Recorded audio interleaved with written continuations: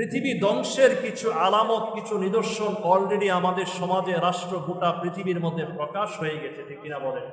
আল্লাহর হাবিব কিয়ামতের আলামত বলেছেন দুই ধরনের। এক ধরনের হচ্ছে আলামতে কুবরা, বড় বড় নিদর্শন। আরেকটা হচ্ছে আলামতে সুগরা, ছোট ছোট নিদর্শন। ছোট আলামত প্রায় 131টার মতো আছে। যদি কোনোদিন সময় পাই, ইনশাআল্লাহ ধারাবাহিক সিরিজ টু সিরিজ আমরা কিয়ামতের আলামত সম্পর্কে সবিস্তারিত আলোচনা করার প্রয়াস চালাবো ইনশাআল্লাহ। ছোট্ট আলামত আমাদের সমাজে সব প্রকাশ পেয়ে গেছে। বড় আলামত হলো 10টা, এর একটাও এখনো পর্যন্ত আমাদের সমাজে, রাষ্ট্রের মধ্যে, গোটা দুনিয়ার মধ্যে প্রকাশিত হয়নি। ছোট্ট আলামতের মধ্যে একটা গুরুত্বপূর্ণ আলামত নবী বলেছেন, লা তাকুমুস সাআতু হাত্তা তুকসিরু জারাজিল। যতক্ষণ পর্যন্ত ঘন ঘন ভূমিকম্প না হবে, আর্থকুয়েক না হবে, ততদিন পর্যন্ত আল্লাহ পাক কিয়ামত সংঘটিত করবেন না। আপনাদের কি খবর আছে, বুঝ আছে? মাত্র 15 দিনের ব্যবধানে আমাদের বাংলাদেশে মৃদু প্রায় 3 বার ভূকম্পন হয়েছে। আপনারা কি টের পাইছেন? জোরে বলেন, টের পাইছেন? ভূমিকম্প কেন হয়? বিজ্ঞানীদের এক বক্তব্য, থিওরি, কিন্তু কোরআন হাদিস যদি আমরা রিসার্চ করি, নবী আলাইহিস সালাম বলেছেন যখন সমাজের মধ্যে অন্যায় অবিচার করেন। এখন বলেন তো, আমাদের সমাজের মধ্যে সুদ, ঘুষ, জিনা, ব্যভিচার, জিনার উপকরণ, রাস্তাঘাটে যখন আমরা অলিগলিতে হাঁটতে যাই, এক শ্রেণীর আমাদের শ্রেষ্ঠ মানব যারা কিছু অর্থের লোভে পড়ে, যারা কিছু টাকার জন্য, 500 টাকার জন্য এক ধরনের কাঠ রাস্তাঘাটে বিতরণ করে, এই কাঠগুলোকে আপনাদের চোখের মধ্যে পড়ে কি পড়ে না বলেন তো? জোরে বলেন, পড়ে কি পড়ে না? এই কাঠের মধ্যে বিভিন্ন ছদ্ম নাম দেয়, ছদ্ম নাম, পাখি ভাই, ঘটক ভাই, অমুক ভাই, আকাশ, বাতাস, মণি, মুক্তা। আজকে কত বড় নাফরমান মানুষগুলো, মানুষ অর্থের বিনিময়ে নিজের জাহান্নাম ক্রয় করে নিচ্ছে। আর কিছু এই প্রস্টিটিউশন আছে, ইংরেজিতে বললাম, বাংলায় বললাম না, মসজিদের পবিত্রতা নষ্ট হবে, আমাদের এই কোনাবাড়ির মধ্যে আছে। এই তো মাত্র 5-7 দিন আগে দেখলাম কাশিমপুরের একটা আবাসিক হোটেল থেকে কপুতি জোড়াই জোড়াই প্রায় অনেককে আটক করেছে। আটক করার পর তাদের নাক, মুখ, চেহারা, ওই কেউ বোরকা পরিধান করেছে, কেউ বা আবার শার্ট, কেউ বা আবার বিভিন্ন গেঞ্জি, কেউ বা আবার টুপি দ্বারা নাক মুখ ঢাকার চেষ্টা করেছে। অপরাধ যখন করো তখন লজ্জা হয় না? আল্লাহকে ভয় করো না? আর দুনিয়ার সাধারণ মিডিয়া, সমাজ আর রাষ্ট্র, তোমার পরিবারের চোখের সামনে তোমার এই খারাপ নোংরা চেহারাগুলো প্রকাশ হবে বলে তুমি তোমার চেহারাটাকে নিচ্ছ। এর চাইতে নির্লজ্জ, এর চাইতে নাফরমান বান্দা আর কেউ হতে পারে না, ঠিক কিনা বলো? আজকে আমাদের সমাজটাকে ধ্বংস করে দিচ্ছে, আজকে আমাদের রাষ্ট্রকে ধ্বংস করে দিচ্ছে এক শ্রেণীর কিছু 500-1000 টাকার বিনিময়ে যারা নিজের দেহকে বিক্রয় করে দিচ্ছে। এদের এই অভিশপ্ত সমাজ ব্যবস্থার কারণে আমাদের সমাজের মধ্যে ঘন ঘন ভূমিকম্প হচ্ছে।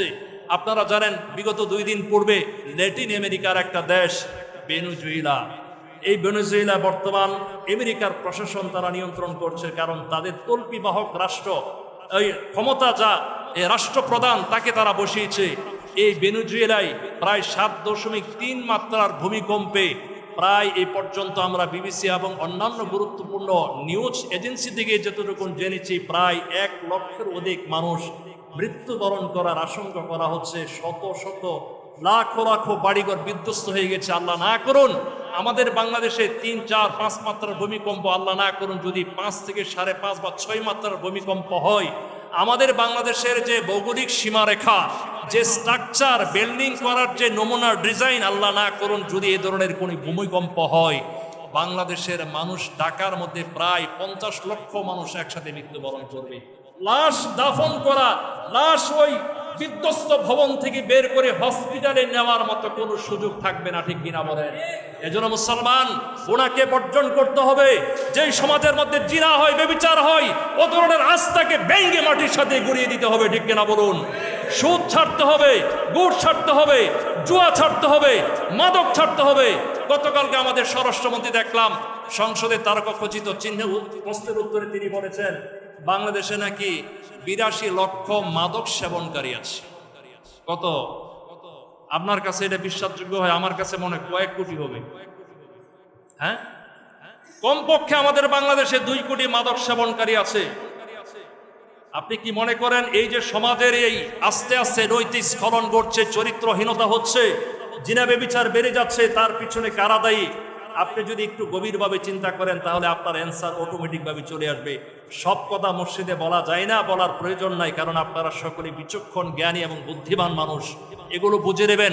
আমাদের সমাজটা কেন আজকে রসাতলে যাচ্ছে? এক শ্রেণীর মানুষ নিজের টাকার জন্য, নিজের কিছু বিলাসিতা অর্জন করার জন্য, বাড়ি গাড়ির জন্য তুমি যে সমাজটাকে ধ্বংস করে দিচ্ছ, মাদকের ছাইলা পড়িয়ে দিচ্ছ, এই মাদক তো তোমার ছেলেও পর্যন্ত গ্রহণ করতে পারে, ঠিক কিনা বলুন?